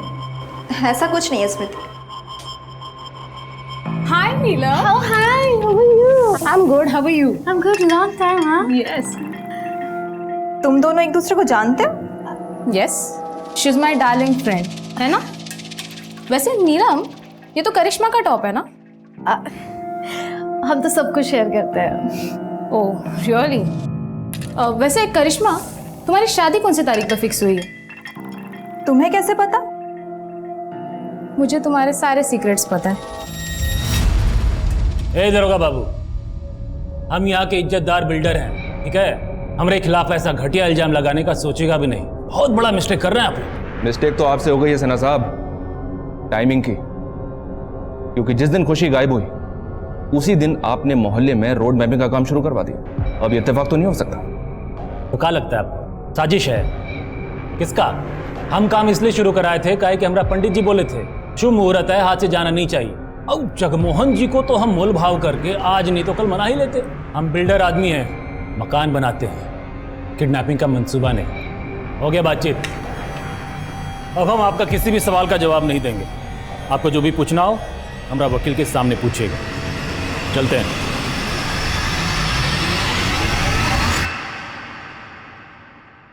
हाँ माँ, हाँ नौकरी अच्छी मिल गई है। हाँ हाँ पगार भी बहुत अच्छा है। हाँ बस घर की तरफ ही जा रहे थे। हेलो हेलो माँ, हेलो। अच्छा हुआ फोन कट गया। मुझसे बात करो।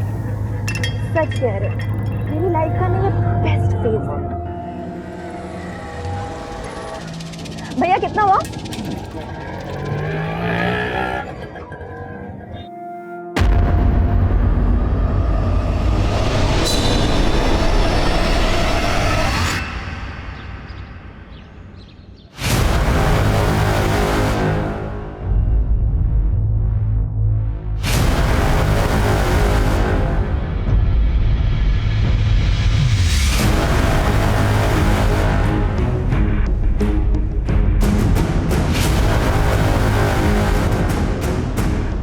हाँ सर, ये बुढ़ा आया था मेरे पास। ये हमारी पोती है खुशी। तुमने इसे कहीं देखा है बेटी?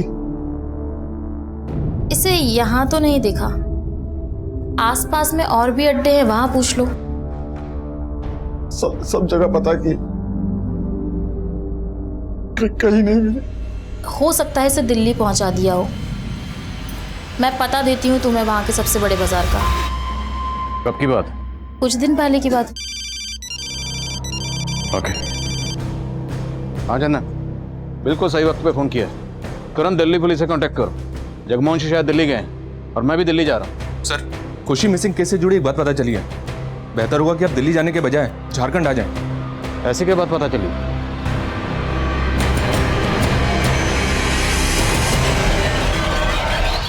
खुशी की क्लासमेट श्रेया मिश्रा का मर्डर होता है, वो भी ठीक उसी दिन जिस दिन खुशी गायब हुई। पर आप लोगों ने खुशी का केस इन्वेस्टिगेट किया ही नहीं। सर, दरअसल खुशी के दादाजी से हमारी मुलाकात हुई नहीं थी। उन्हें तो हमारा एक कांस्टेबल मिसलीड कर रहा था सर। वो कांस्टेबल आपके थाने का है? जी sir. So it's collective responsibility. Excuse me sir. Yes sir. Shreya murder case में क्या लीड है? सर, श्रेया के मर्डर केस में हमारे दो सस्पेक्ट थे। एक स्कूल का स्वीपर प्रकाश कुमार, लेकिन वो कभी हमारे हाथ ही नहीं लगा। दूसरा श्रेया के पिता मिलिंद मिश्रा। रोशनी जी सर। ट्रैक डाउन करो इस प्रकाश कुमार को। ओके। मिलिंद मिश्रा रहता कहाँ? सर, दिल्ली से इंस्पेक्टर जॉन का फोन था। जगमोहन जी दिल्ली गए थे, लेकिन वहां से उन्हें कोई ऐसी इन्फॉर्मेशन मिली जिसकी वजह से वो मुंबई गए।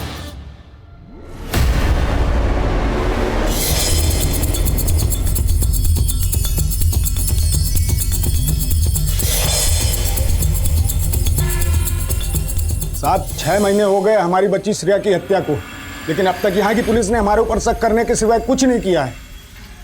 मिलन जी, आपका गुस्सा जायज है। मैं आप लोगों की हालत समझ सकता हूँ। अब ये केस हम हैंडल कर रहे हैं। हमें एक बात पता चली, जिस दिन आपकी बेटी श्रेया का कत्ल हुआ उसी दिन उसकी क्लास की एक बच्ची गायब हुई, खुशी विश्वकर्मा। खुशी विश्वकर्मा? सर, उसने तो श्रेया की जान लेने की भी कोशिश की थी। सर, उसी ने हत्या की है मेरी बेटी की। नीलम, ऑफिस नहीं जाना क्या? कब तैयार होगी? उठ जा। मेरी तबीयत ठीक नहीं है, ऑफिस में कोई बहाना बना देना प्लीज। अच्छा चल ठीक है, अपना ध्यान रखना। Okay okay, bye, thanks.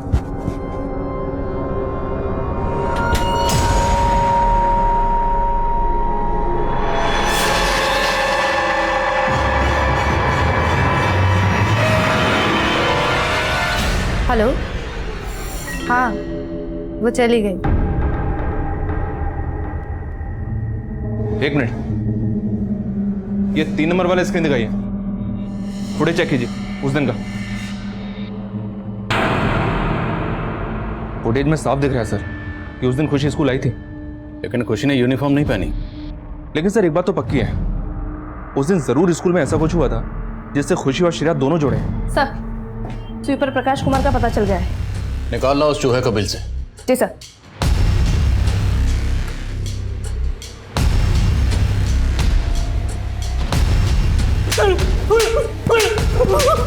बोलता मैडम। बोल, क्या हुआ था? साहब, उस दिन एक आदमी आया था स्कूल में।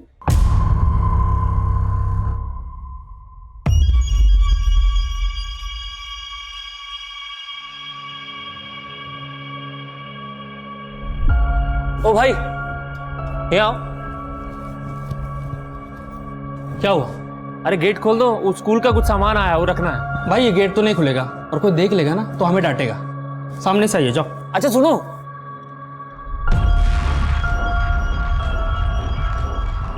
सुनो ये रख लो। और सुनो, अगर कोई पूछे ना तो बोल देना कि प्रकाश सर का सामान था, ठीक है? अच्छा जी, आपका भी नाम प्रकाश है? तुम्हारा नाम प्रकाश है का? अरे ये देखो। साले बेवकूफ बनाता है। प्रकाश तो तेरा नाम है। साहब उसने उसका भी नाम प्रकाश बताया था। आगे बोल। साहब फिर हम अपना काम करने चले गए और अचानक से चिल्लाने की आवाज आई।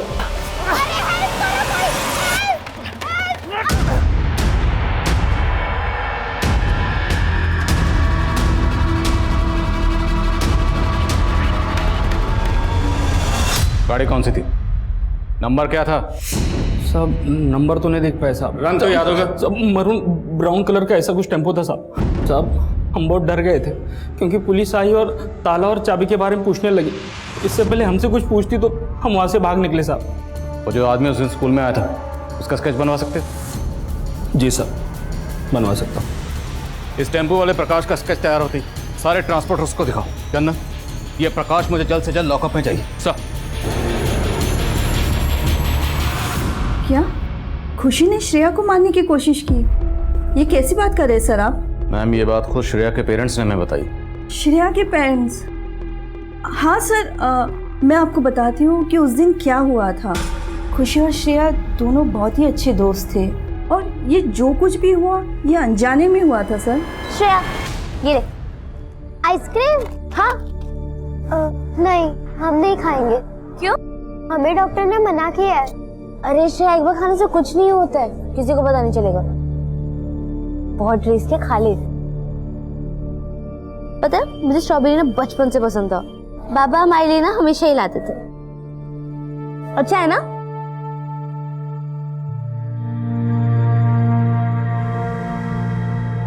क्या हुआ तुझे?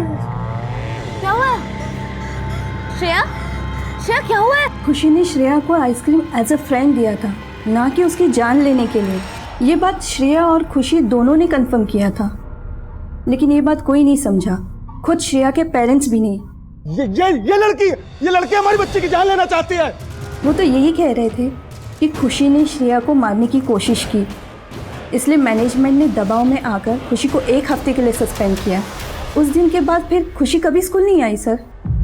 अगर खुशी को 1 हफ्ते के लिए सस्पेंड किया गया था तो इतने अरसे तक स्कूल क्यों नहीं आई? शायद उस दिन उसकी बेइज्जती हुई थी, इस वजह से वो स्कूल नहीं आई। और दूसरा रीज़न ये भी है कि खुशी ने काफ़ी महीनों तक अपनी स्कूल की फीस भी नहीं भरी थी। तो फिर खुशी उसी दिन स्कूल क्यों आई जिस दिन श्रेया का कत्ल हुआ? सर कोई आइडिया नहीं है मुझे।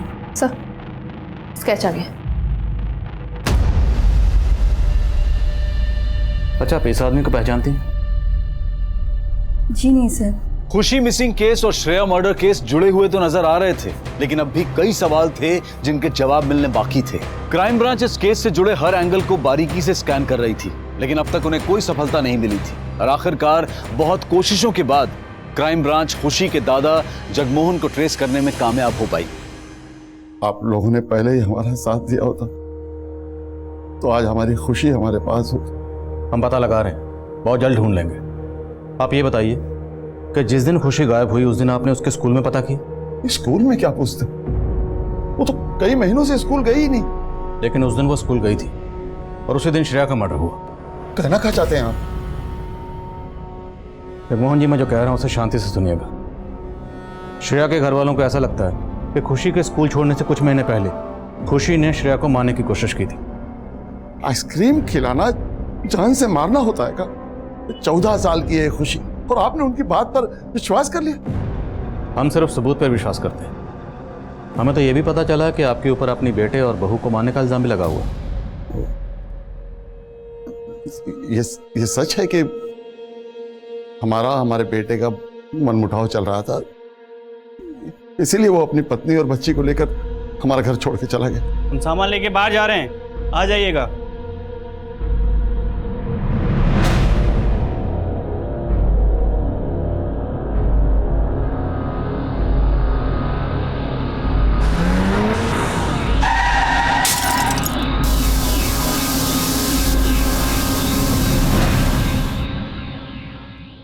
अगर उनकी मौत कार एक्सीडेंट में हुई थी तो उसका इल्जाम आप पर कैसे लग गया? कार हमारी थी और ब्रेक भी फेल था, और वो शोभा के भाई ने 1 और 1 मिलाकर 11 कर दिया। नहीं मरवाए ना मेरे देती जीजा को, इतना सब करने के बाद बोलता है कुछ किया नहीं है।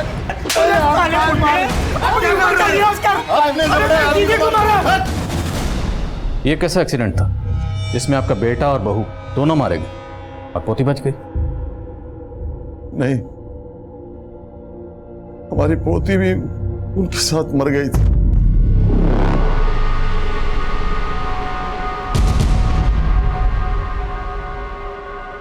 खुशी हमारी अपनी पोती नहीं है।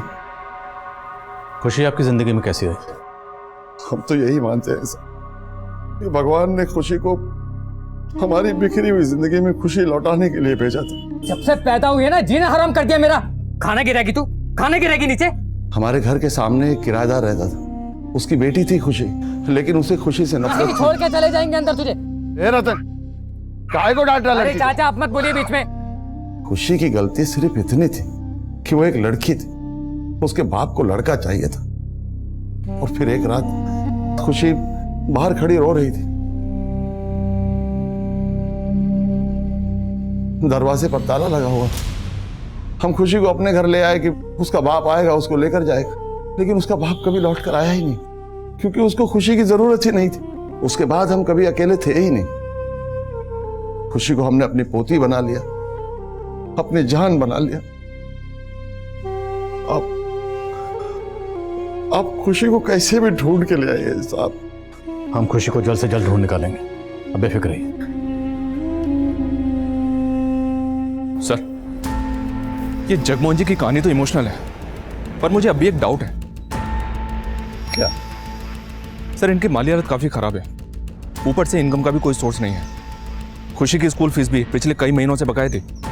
कहीं ऐसा तो नहीं जगमोहन जी ने खुशी का सौदा कर दिया हो? नहीं, तो फिर श्रेया का मर्डर क्यों किया गया? अगर खुशी का सौदा किया गया है तो श्रेया का भी किया जा सकता था। और खुशी पिछले 6 महीने से स्कूल नहीं गई, उसी दिन स्कूल क्यों गई? और जहाँ तक पैसों का सवाल है, वो तो जगमोहन जी इस प्रॉपर्टी को बेच के भी हासिल कर सकते थे। चंदन, मुझे लगता है मामला कुछ और है।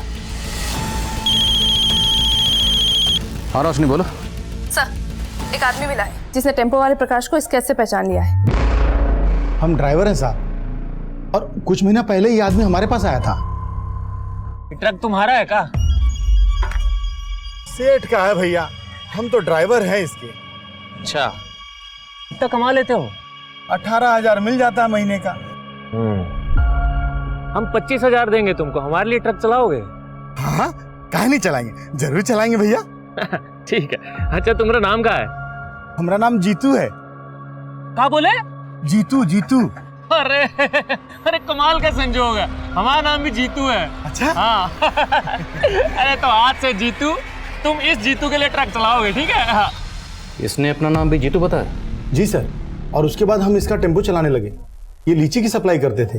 लीची की सप्लाई? जी सर। फोन नंबर है इसका? है सर, पर लगता नहीं है, पिछले महीने से बंद आ रहा है। कोई बात नहीं, जो भी आपके पास इसका फ़ोन नंबर है, उसका टेम्पो नंबर और जिस जिस शहर में आप लीची सप्लाई करते थे, सारी डिटेल दीजिए। जी sir. Thank you. Roshi, detail लो इनसे।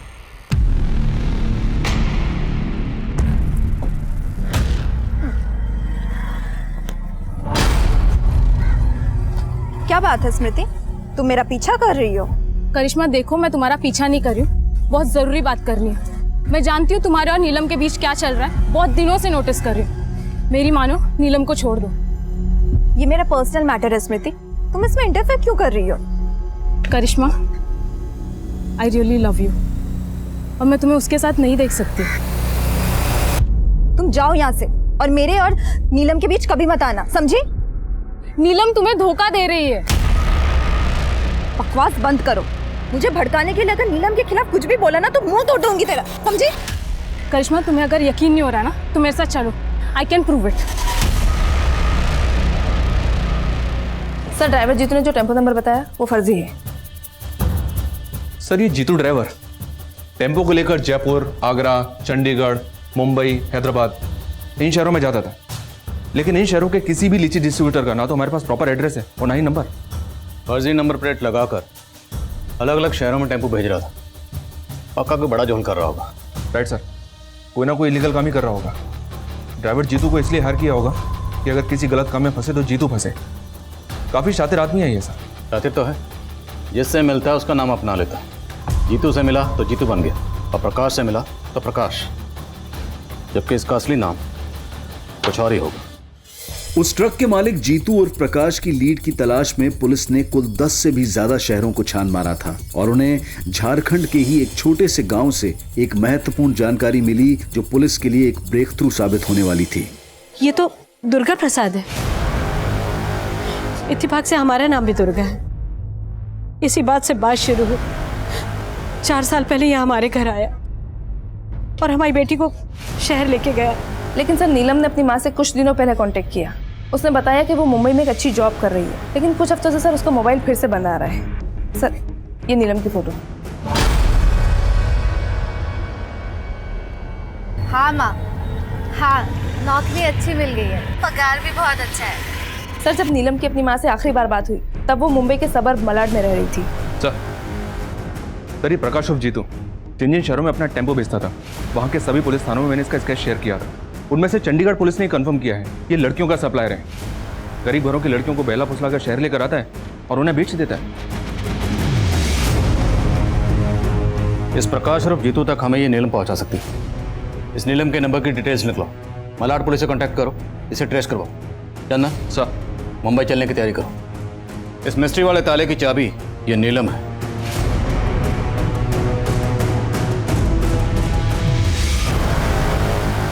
इस लड़की नीलम की हत्या 5 दिन पहले हुई है और वो भी इसके खुद के घर में। व्हाट? किसने किया? हमने इसके हत्यारों को अरेस्ट किया है। मैं आपको इसकी डिटेल्स देता हूँ। साहब अरे नहीं, कौन है आप और अंदर कैसे चले? खुशी के दादाजी। माफ कीजिएगा साहब, हमसे रहा नहीं गया। जब हमें ये पता चला कि आप लोग खुशी को मुंबई ढूंढने आए तो हम भी खुशी को ढूंढने के लिए मुंबई चले आए। जगमोहन जी, हम खुशी को ढूंढने की पूरी कोशिश कर रहे हैं। जैसे ही खुशी को कुछ पता चलेगा हम खुद आपको इन्फॉर्म करेंगे। साहब आप जल्दी से हमारी पोती को ढूंढ दीजिए। हम अपनी पोती को ढूंढने के लिए कुछ भी कर सकते हैं। बोलो, पहचानती हो इस आदमी को? 4 साल पहले ये आदमी नीलम को यहां लेकर आया था। ध्यान से देखो। सुमित, चलिए, आपको बुलाया। 14 साल की खुशी 7 महीने से गायब है और 7 महीने से लगातार ये खुशी को दिल्ली, मुंबई, कलकत्ता सब जगह ढूंढ रहे, परेशान हो रहे। हमें पता चला है कि खुशी को इसी आदमी ने अगवा किया जो नीलम को यहाँ लेकर आया था। अब नीलम तो यहाँ है ना। करिश्मा, अब तुम ही हमारी आखिरी उम्मीद हो। बेटी हमारी मदद करो, हाथ जोड़ते हैं तुम्हें। मैं इस आदमी को नहीं जानती, पर शायद शेखर जानता होगा। कौन शेखर? नीलम का दलाल। ये इंटरव्यू छोड़ और वापस काम पे आ जा, वरना तेरा ये याराना चल रहा है ना, उसका हवाई जहाज बना के उड़ा दूंगा मैं। सब सच बता दूंगा उसे। नीलम मुझे धोखा दे रही थी, प्रॉस्टिट्यूशन करती थी वो। उसने मुझे कभी नहीं बताया कि वो एक धंधे वाली है। और ये बात तुम्हें कैसे पता चली? मैं भी करिश्मा से बहुत प्यार करती थी, लेकिन मेरे और करिश्मा के बीच वो नीलम आ गई थी। और मुझे पता चल गया था कि नीलम करिश्मा की गैर मौजूदगी में उसी के घर में धंधा कर रही थी। करिश्मा, तू इस वक्त बीमार थी ना तुम? ये है तेरी बीमारी? करिश्मा, मैं तुझे सब कुछ बताती हूँ, मेरी बात सुन।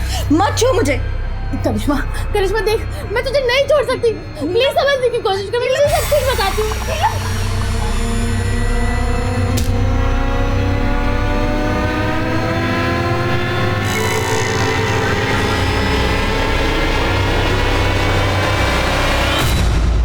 कहाँ मिलेगा शेखर? सर, ना इसका नाम जीतू है, ना प्रकाश और ना ही दुर्गा प्रसाद। सर, इसका नाम सुनील है, सुनील दुबे। सर, ये लड़कियों का सप्लायर है। हाँ साहब, अरे हमें झारखंड से लड़कियां लाकर अलग अलग जगह भेजते थे। तो कहा है ना साहब के गरीबी और भूखमरी कुछ भी करवा सकती है, इसलिए हम ऐसे परिवार चुनते थे और उनको काम और पैसे का लालच देते थे और उनको कुछ पैसे देकर लड़कियों को अलग अलग जगह सप्लाई कर देते थे। साहब हम उनको पूरी ट्रेनिंग देते थे, मेकअप, कपड़े, अंग्रेजी बोलना सब सिखाते थे ताकि वो ऐसा हाई क्लास लगे। कभी कभी कुछ लड़कियां भागने की गलती करती थी साहब, फिर उन लड़कियों को ऐसी सजा देते थे कि बाकी की सारी लड़कियां अपने दिमाग से भागने का ख्याल भगा देती थी। तूने खुशी को स्कूल से उठाया था, ये तेरा तरीका नहीं, किस कहने पे उठाया था? बोल बोल बोल, खुशी को किसके कहने पर किडनैप किया? बोल। साहब केशव के। कौन केशव? साहब जगमोहन की बहू शोभा का छोटा भाई केशव। अब केशव को पूरा यकीन था कि जगमोहन बुड्ढे ने ही गाड़ी के ब्रेक फेल करवाए थे।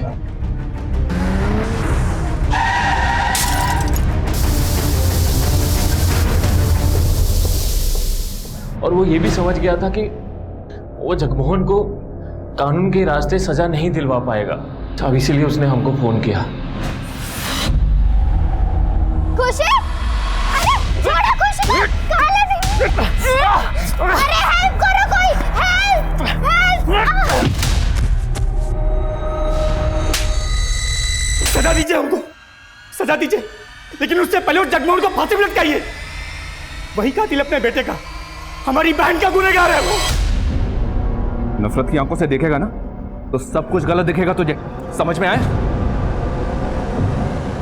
पुलिस ने इस रैकेट में शामिल लोगों की निशानदेही पर नेशनल लेवल पर एक रेस्क्यू ऑपरेशन लॉन्च किया और तकरीबन 2000 से ज्यादा लड़कियों को इस तस्करी के नर्क से बचाया। उनमें से एक लड़की खुशी भी थी। 8 महीने बाद खुशी अपने दादा के पास लौटी।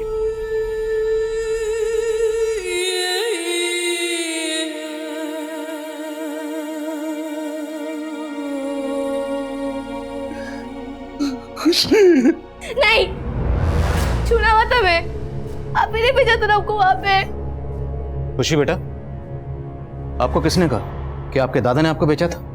जिन्होंने हमें कैद किया हुआ था। बेटा वो सब के सब झूठ बोल रहे, बल्कि सच तो ये है जब से आप गायब हुई हो आपके दादा आपको लगातार ढूंढ रहे हैं, और अगर आज आप यहाँ हो तो सिर्फ अपने दादा की वजह से।